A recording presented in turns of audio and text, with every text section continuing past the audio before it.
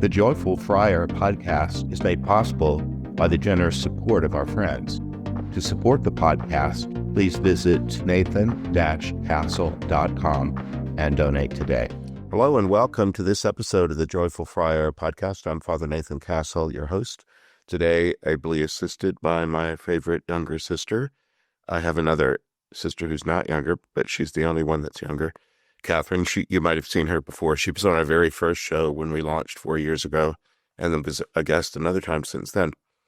She and her husband Gui are visiting me in Tucson, and we just thought it would be fun to do a show today. We're actually recording this on, New Year's Eve? Yes. The 30th. So our thoughts, like those of many around us, have to do with the new year. And, ideas and thoughts about how we might spend the new year and all of that. So that's what we're going to do some of today. So, Cathryn, would you give a little bio about yourself? I always like my guests to do that. Well, hi, my name is Cathryn Castle Garcia. And as Father Nathan mentioned, I have been his baby sister all my life. My husband Gui and I make our home on the island of Fayal in the Azores, which is about 1,000 miles out in the middle of the Atlantic Ocean off the coast of Portugal. We divide our time between our island home on Fayal and visiting here in Tucson. So we're really happy to be here, especially during the holiday season.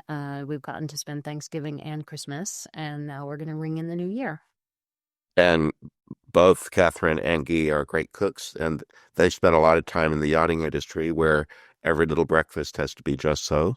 So they know every trick about how to make things lovely. And we had a wonderful time both at Thanksgiving and just recently at Christmas with, in our small quarters here with extra tables and the ability to be outdoors. And really a long party. We were together for...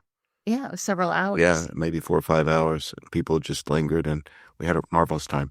And there is video of a spontaneous Snoopy dance to the Snoopy Christmas theme. It wasn't spontaneous for me.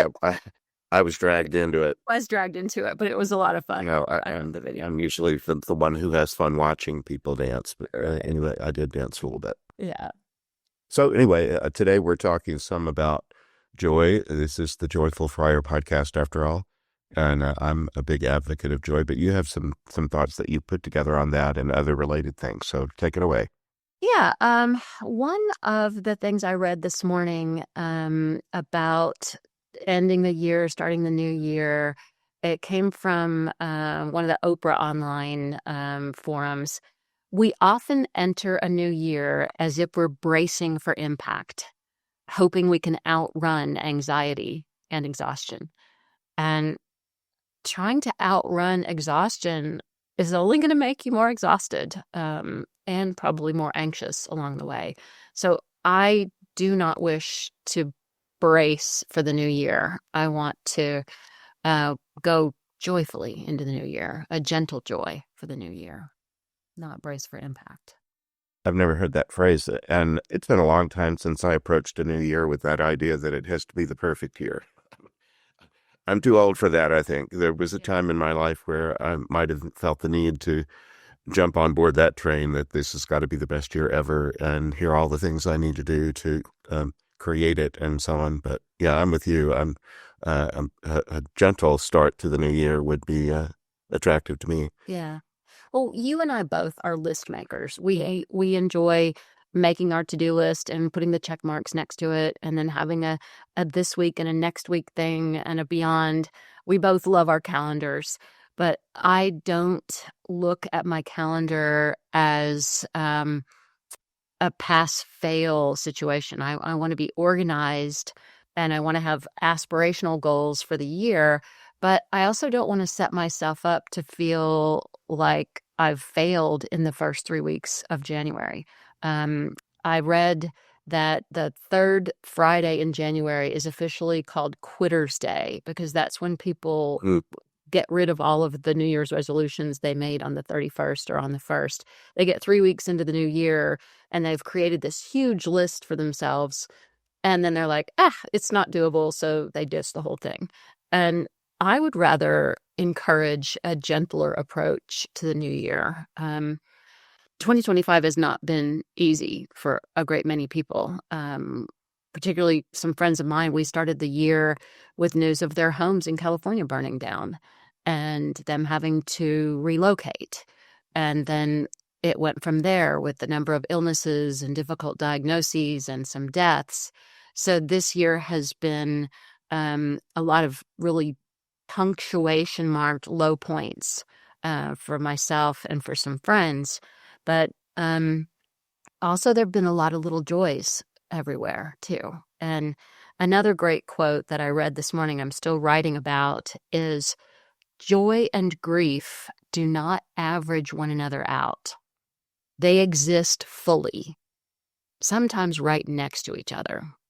And you see that a lot, especially when you're doing funerals, right? You mentioned that to me. I try it, especially when a death is approaching, when someone's death is near and everyone knows it. I try to coach people if they ask for my help to be prepared for that. To don't be surprised if you end up laughing at foolishness. You know, the ridiculousness of having the living room full of potty chairs and all the stuff that goes along with end of life stuff. And then at funerals, very often, either pets or little kids can be a great release because they're in the middle of all of it, but they're not really brought down. And so sometimes they'll just come up with things that just make everybody laugh. And then, of course, one of the parts when you do get around to a funeral, they are reunions of people you love oftentimes. Yes. And okay, so what if it was the funeral? It's the reason we all stopped what we were doing and got together, but here we are. And you have some jobs to do when you're doing a funeral, and either between them or after they're done, there can be times to let your hair down and just have some laughs, and and maybe there's tears alongside them, or maybe not. Maybe you separate them out like I do. Just all right, if I'm going to cry, it's going to be 5 minutes and then I'm done. Right. And Yeah. Well, we each have our practice around that. But I think what I'd really like to discuss more with you today is about having gentle joy in the year ahead. And as you know, I believe in putting myself in the path of joy. I like to go find the things that I know are going to make me joyful and really fully immerse in that. And I wrote last week, actually on Christmas Day, I wrote a post that said, if you know me, you know that I place myself in the path of joy. But if I can't find that path easily, I'll create it with grit and grace and glitter and googly eyes and whatever it takes to create joy. Even with stuff you find at the dollar store. Like I bought a bag of googly eyes and a glue stick, and I carry that with me when I'm traveling.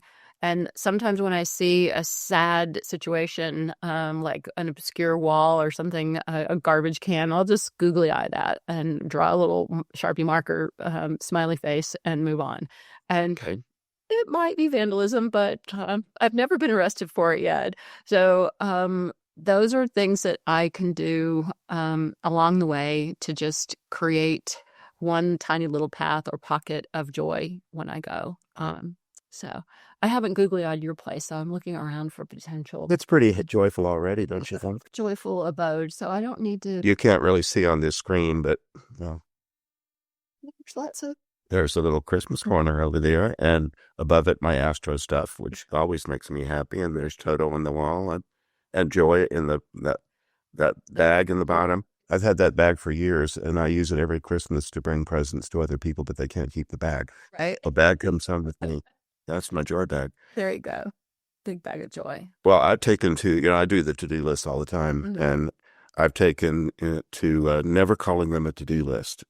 I've been, and in the holidays, it was at the top instead of to-do, it would be a most wonderful time of the year, or oh, what fun. And then underneath it are all the bullet points of things that need to get done. I like that. I like that. I also sometimes write, I'm not gonna list. So I'm not going to whatever that is, and just put check marks there too. Say, I'm not going to be. You're so proud of yourself because you didn't do the thing you Because promised you wouldn't do. I'm not going to be cross. I'm not going to be sweary or bitey or stabby. I'm going to, I'll just say, I'm not going to do that. I'm not going to do that. I'm not going to do that. And then if there are tasks that have been mounting, sometimes just saying, that goodwill pile that was meant to get sorted and delivered to the whatever the nonprofit grift is. I'm looking at it, but I'm not going to do it today. So I give myself a pass. Sometimes giving ourselves a grace is a gentle joy. That's a way to say that's not a today problem. That's a tomorrow thing. I didn't know we were going to go on to do lists, but since we're on them, one of the things that I do that gives me joy is as I'm waking up, I think, okay, my to-do list sort of scrolls up. Does that happen to you when you wake up? Do you come to consciousness and start thinking, oh God, it's today, and today I have to do that and that and that. I'll think, okay, what's the biggest thing that would make me feel like king of the world if I got that finished? I like it. And I'll do that thing first while I'm sharp. And then I'll feel like, all right, if I did nothing else today, I got that done, and then the rest of it's gravy. And then sometimes by the end of the world, into the day, I'll say, just I am king of the world because I got that done and several other things done. I like that. That makes me very happy. Well, the next thing I was going to move on to is, in terms of gentle joy, that business of hoping we can outrun exhaustion. I think what we sometimes need is deep rest to avoid becoming depressed. Depressed, deep rest, little play on words there. And tomorrow I'm scheduling a massage for myself. I have a 90-minute massage tomorrow morning at 10 a.m. And then I'll take the remainder of the day. I think I have some books to buy. I have some credits on Audible, so I'm going to shop for a few books. There's a couple of sales for books that I'm interested in, and that feels really joyful to me to be able to pick out a couple of new books for myself and give myself some congratulations, you done good time at the end of the year, and not just what did I achieve? What did I accomplish? The king of the world is great at the end of the day when you get all those things done, but sometimes just then the resting and the lounging of all that got done, and now I don't have to just now. I have scheduled time for rest and rejuvenation, and I got some of those funny little eye patches that go underneath your eyes, and they're meant to make your eyes all bright and cheery, but I mostly like to wear them because they look funny when you wear them. I don't even know what that is. Do they have sayings on it or something? It's got, good hyaluronic acid or retinol or some. Oh, okay. It's just a little sticker that you put underneath your eye for a little while. And I look like some mad badger, but it makes me happy, and it's supposed to make me pretty. But so I'll do one of those, the little facial masks and things as part of my deep rest tomorrow to congratulate myself on getting through the year. So I wonder if people in the audience do this. It's an odd time between Christmas and New Year's, and maybe even a little bit beyond it, and especially on a college campus where I live. The students are all gone. It's quiet as can be. It doesn't feel like business as usual at all. And so sometimes in a time like this, I allow myself to do things that would ordinarily be way down the priority list. I take care of the kitchen and the common space for my community here. And one of the things I want to do is finally get rid of all of the odd-sized, ugly napkins and stuff like that. Well, that's not very important. Do I really need to deal with napkins on my to-do list? Right. But this time of the year, I just feel like one of the joys of the end of the year and the beginning of the new one is having the leisure to do things that aren't that important. But that once I've done them, I can stand back and say, look, I did that. I got rid of that crap. Right. I accomplished something that didn't need doing. Hooray for you. Right. Something a little extra. So as we used to say when we were little kids, the lagniappe, the little extra. Something. It's a New Orleans thing. A New Orleans thing. Yeah. So the other thing I do as a daily practice, but also especially at the end of the year, start of the year, is I try to coax more gentle joy with gratitude. Yeah. And not just the to-do lists, but also the notes on the things that I'm thankful for. And this year, particularly, I wrote to several people who were important to me this year and thanked them for the times that they showed up for me. And you might not have thought it was significant that time when you Yeah. texted me, but I wrote between Christmas and today some thank you notes to people that just said, "Hey, thanks for being there for me, and I'm wishing you, the bright and bountiful for the year ahead." So, actually taking the time to write out those little gratitude notes made me feel really happy. That brought me a feeling of joy, and um, there's so much to be grateful for, even when we've had a tough year or, whatever personal crisis or global crisis or political situations are going on around us or in our families. It's important to also look at the things that didn't go completely dumpster fire, the things that are good and that continue to be good, even the tiniest little things. My gratitude list is really long this year. So the attaboys are outweighing the other stuff. So I'm I read the newspaper, and I've always been interested in advice columns. It used to be Dear Abby and the Inlanders, and there's other ones but lots of times people are complaining now about people not thanking them. Mm. Have you noticed that? Well, the conversation we had the other day about thank you. Oh, no worries. Not a problem. Not a problem. Not a problem. Thank you. You're welcome. You're welcome. Or my pleasure. Yeah, there are a lot of times when people just forget to say the simple thank you. Well, I was in a bookstore the other day, and it had kind of a stationery section, and it was after Christmas, so a lot of stuff that they didn't sell is now 50% off. And I just thought, and I received a gift during the holidays of a really nice bound notebook. And because of the work that we do with the people who come in my dreams in the night, I need a journal. Yeah. And so, but this one was very classy. And, a lot of people have moved completely onto digital everything, and communications are all online. But there's really something about really good quality paper and a good pen. Yeah. And note cards maybe that already have some message on them, so you're not making everything up completely. And then I try to, when I write a thank you note, not just say, well, thank you for the thing, Right. but thank you for your friendship, and here's one thing I treasure about you.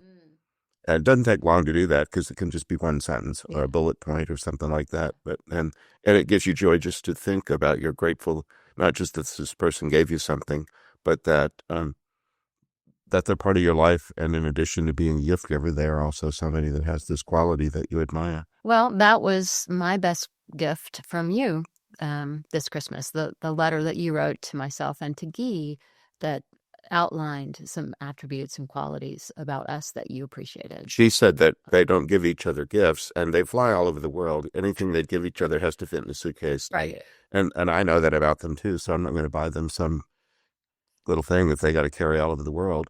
But they write love notes to each other. So I thought, okay, I think I'll write a love note to my sister and my brother-in-law. So yeah, that was very well received and very much appreciated. So, and that's the thing about gratitude, is when you're grateful, it snowballs. The gratitude, it just keeps rolling and rolling. And then you find yourself not working hard to find a thing to be grateful for, but you notice that there's gratitudes all around you, large and small. So, I'm a confessor. Part of being a Catholic priest is having people come up to you in a private conversation and tell you where they're broken.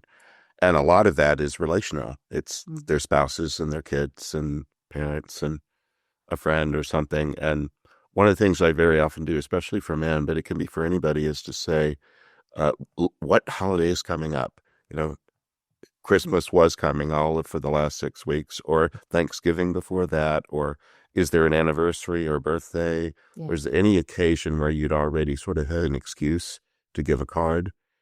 Is there something that you could tack on Mother's Day, Father's Day, and in addition to giving the perfunctory card, could you say some things that you love or appreciate about this person that are true, but that you probably never verbalized?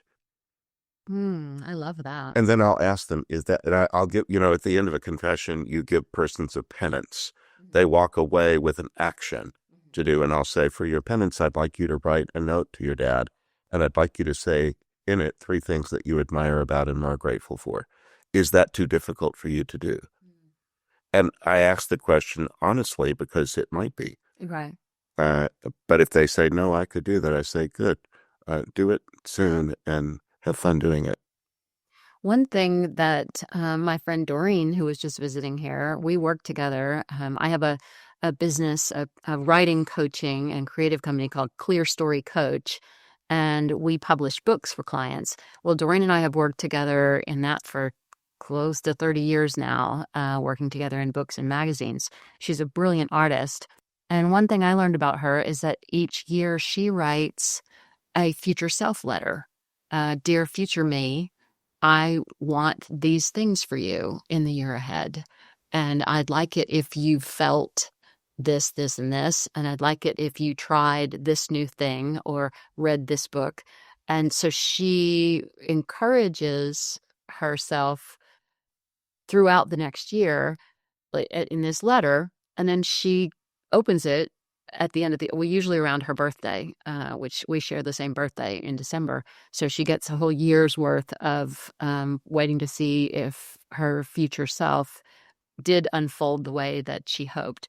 And that, to me, that's planting hope seeds in your own heart. Yeah. You're actually saying, here's how I would like you to feel, future self. And I hope for you that you go into this joyfully and that you do enjoy the year ahead, rather than a New Year's resolution that is resolve and determination. Grit.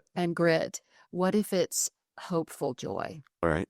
I do something similar. I was taught to do this on a retreat, that if you think of yourself as an eternal being, which I do, I believe all of us are eternal beings.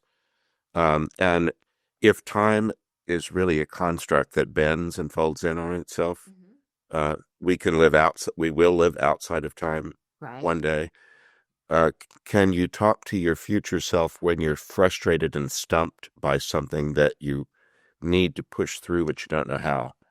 Okay. I'll assume that this thing that is so frustrating right now is going to be resolved. And I'm going to be satisfied and maybe even happy with what I did or wrote or accomplished when I get there, but I'm not there. Okay. So I'll sit in prayer and ask the Holy Spirit to let me talk to my future self, and then ask my future self, how'd you do it? Ooh. What did it turn out like? And then I'll let my future self talk to my present self, and I'll come out of that and go, oh, now I know what to do. Now I know what to do. Well, I have a similar practice in the prayer of wake up knowing that I use quite a lot. When I have a challenge or a problem, I, before bed, do the wake up knowing prayer. And I go into prayer and say, in the morning, I would like to wake up knowing what the solution is. And so while I'm going to set this over here, and while I'm sleeping, I'd like whatever needs to happen in the future to form in my mind. And may I please have the answer? May I wake up knowing? And I don't necessarily always get the answer, but usually I can at least get a good night's sleep because I've let go of the problem and said it's not a now problem, it's a future thing. And I'll wake up knowing. I'll wake up knowing at least something that I need to know about how to solve it, and then move from there. So a little bit of like what your practice is. But something like that happened to me just last week. I'm leading a retreat that I've never done before on the Gospel of John as theater, and there's still space on it. It's an in-person weekend in Tucson at the end of January. I have a few they're kind of like small hotel rooms on that retreat center. Right. There's still a few left. But I was pondering how to use some of the time slots And I woke up in the middle of it. I just woke up in the retreat doing stuff, watching myself do it. Oh, And I nice. thought, oh, okay, that works. Yeah. I like that. You're future casting already in your sleep. Something. So, um, well, one of the other things that I would like to share with our viewers about gentle joyfulness is breath. I spend a lot of my time underwater scuba diving because we work in the field of underwater filming and also scuba instruction. And it's one of the only sports where you really have to pay attention to the breathing as part of the action. A lot of like football players just get out there and crash into each other and run. They breathe while they're doing it, but they don't have thoughtful breathing. So my practice of really intentional breath is important to me, particularly when I'm anxious or when I feel like I need to be a better self and to problem solve. I will go into doing a little bit of breath work, which is just some deep breathing, maybe some counting of breath in, count in for 5 and out for 8 to make certain that I'm not just inspiring, but also exhaling. Because so much of the time when we are anxious, we breathe, but we're forgetting the exhale part. And in order to really complete the breath, we have to exhale all the way. Yes. And I'll practice my breathing in fully and breathing out fully. I do that several times in order to kind of give myself a little bit of an emotional reset. Mm-hmm. I also love doing that with magic bubbles, the kind you get at the dollar store with the bottle of soap with the little wand. I have a practice of play with my magic bubbles where the first few bubble breaths are clearing out the cobwebs of whatever the junk is that's inside me. I'll put that in a bubble and let it fly far away. And then when I feel like it, then the next bubbles that are going out are the joy-filled ones. So I don't want to just give the world my garbage. I want to now infuse my breath with happy thoughts and joy, kind of like a Tinkerbell. And then really intend with that breath as the bubbles go out that my joy is going off into the ether. It's into the miasma somewhere. So Maybe I need to get some bubbles. I haven't done some. All right, why don't you? I will Christmas is on but at the dollar store. I know where the dollar store is, and actually, for you, I would break out the good bubbles. The Pustafix bear is the ultimate bubble bear. German engineered bubbles are. You're going to have to spell that, or what? People are going to want to know if they're going to flood the Pustefix. I think Pustafix is the brand of bubbles that is the most bubbly and most iridescent and long-lasting. Who knew there's like gourmet soap bubbles, but there are gourmet bubbles, and I highly recommend. All right. So, while you were talking, I was thinking that the Greek for breathe out is expire, expiration. Yes, and in addition to throwing in your toxins into the world, the toxins that take up most of our breath is carbon dioxide, which the green plants, they don't think of it as toxic at all. They want it. So you can just sit next to a green plant and hurl at it if you want. But I was thinking too about from scuba diving, breathing does a lot to control motion.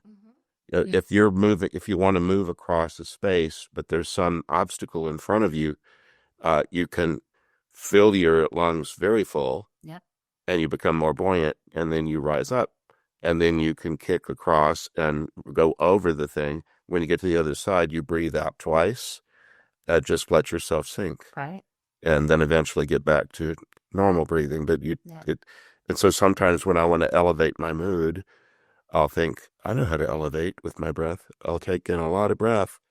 And it's not holding it like you're in a contest. It's just maintaining it for a bit and letting your torso be full of the breath of life. And for me, that's the Holy Spirit. Right. I think of God's presence in me. And then I'll let it out gently. and remind myself that there's more where that came from. Right. that it's free. The meter's not running. You can take a deep breath or a shallow breath, and they both cost the same. Yeah. Nothing. They're both free. Well, and the difference between fear and excitement is the breath. The emotion and the endocrinology of fear and excitement, it's the same load of whatever our chemical soup is. But when we're fearful, we hold our breath.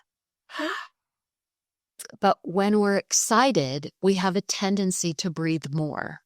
And I've always loved this, that the difference between fear and excitement is the breath.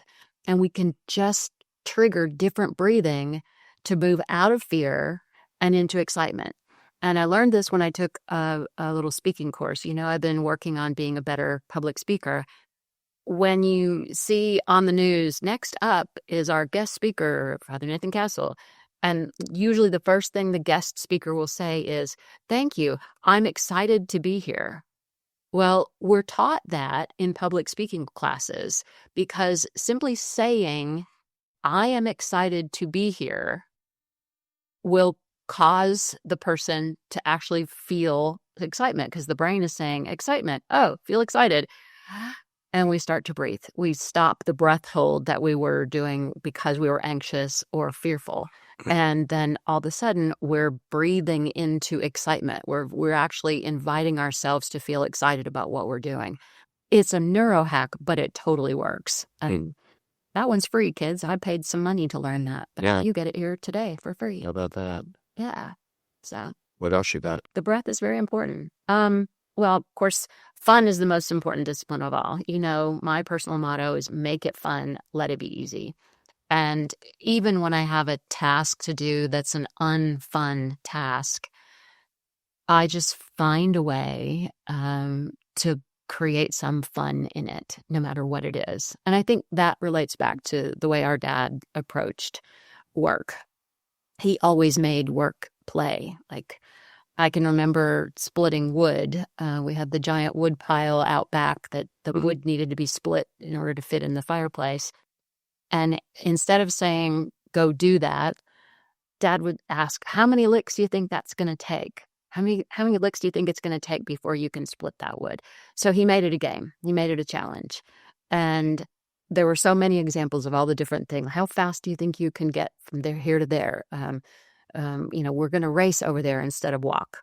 So I think a lot of that example came through to me on ways to, if we have to do the task, let's not assume that it's all drudgery and no fun. And I've just decided that, like you, if you have to clean things, you say, well, this isn't a thing I have to do. It's a thing I get to do. And then you find a joy in sorting out the old linens and tableware and that sort of thing. And then before long, it's done.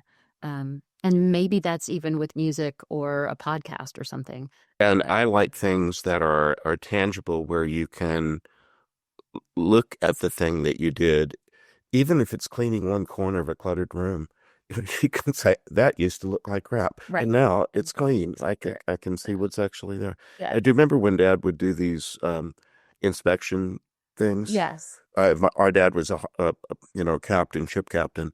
But as a young man, he went out to sea as a merchant seaman. He was the lowest class on the ship.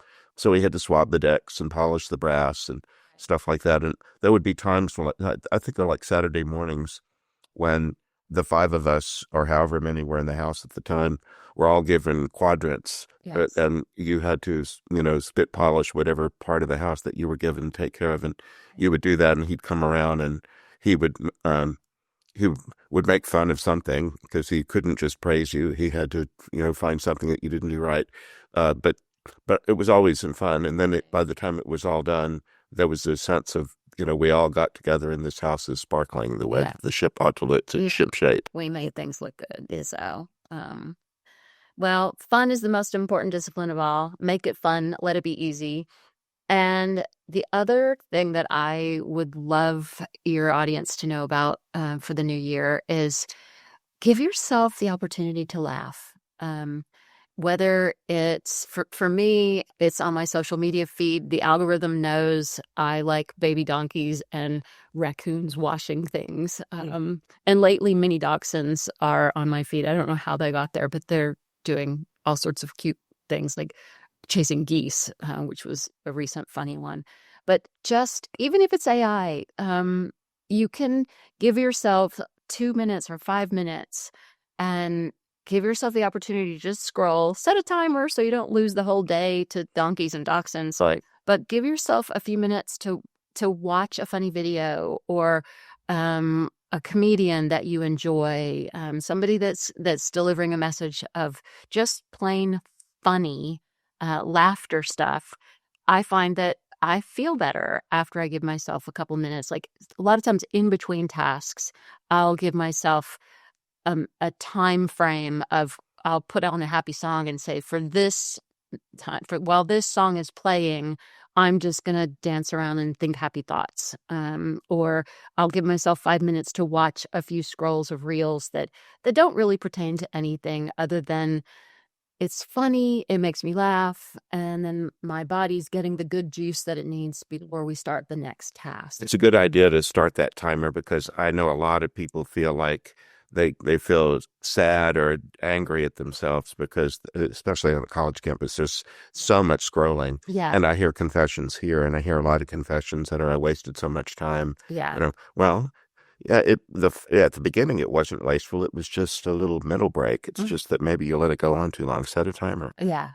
Yeah. I use the timer. I have an Apple Watch, and I put the timer on that a number of times a day for just that, to say, all right, you're going to finish this difficult task.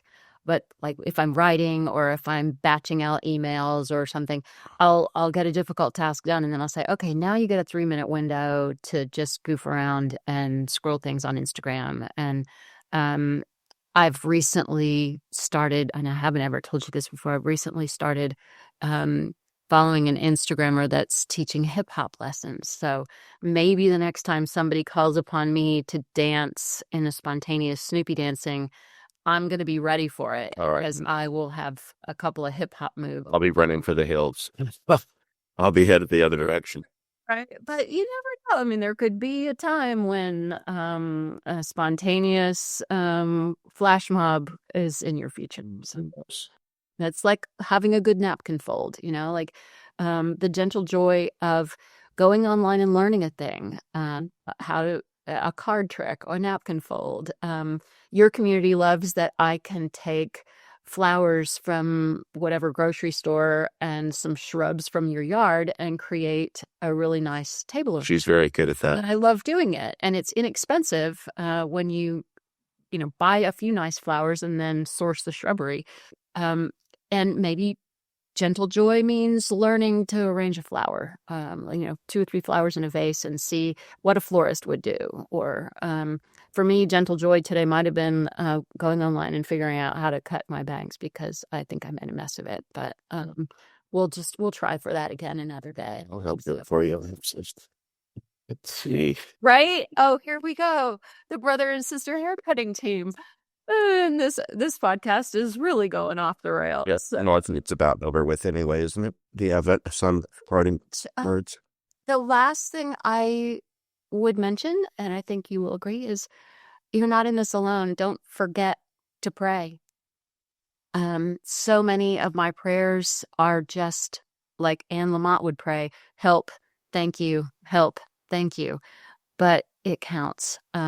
Given the right intention, going in and asking the Holy Spirit for what we need, and also thanking for what the blessings that we have, even for the blessings that go unseen or unnoticed, they're still blessings. And being grateful and also hopeful in prayer, I think, is going to get us off to a really great start in the year ahead. Well, a piece of joy for me is that I could think of myself as no big deal, nothing special, but I can talk to the God of the universe. I can talk to the creator of everything. I can talk to all these famous people, all the saints, and lots of other in my other ministry. We're all part of the one big turning the universe. That's what universe means. And you never need to think of yourself as all alone, because it really isn't true. You can sit in a room by yourself, but uh, uh, I'm just never alone. And you can invite anybody you want to come and be with you, um, and have some adventures. Anyway, that might be enough for today. That might be a topic for another time. Well, let's make one more plug for your upcoming retreat, because that's happening at the end of January. It's here in Tucson. And tell us a little bit more about what the topic is. It's something that I've wanted to do for a long time. Matthew, Mark, and Luke of the four Gospels, those three are called synoptic because they view things very similarly. John is always an outlier off to the side. Okay.